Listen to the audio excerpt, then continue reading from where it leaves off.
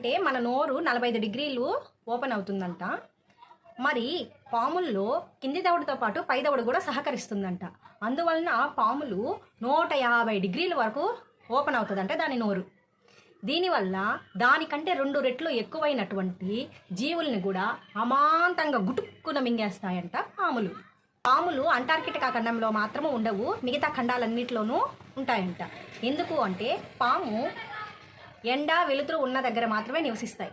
కానీ అంటార్కిటికాలో చలి ఎక్కువ కదండి, అందుకని ఇవి ఎక్కువగా అక్కడ నివసించవు అని శాస్త్రవేత్తలు చెబుతున్నారు.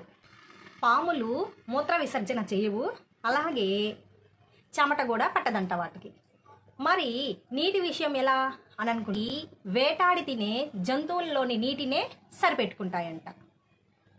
మరి పాములు ఎన్ని గంటలు నిద్రపోతాయో మీకు తెలుసా? రోజుకి 16 గంటలు నిద్రపోతాయంట పాములు.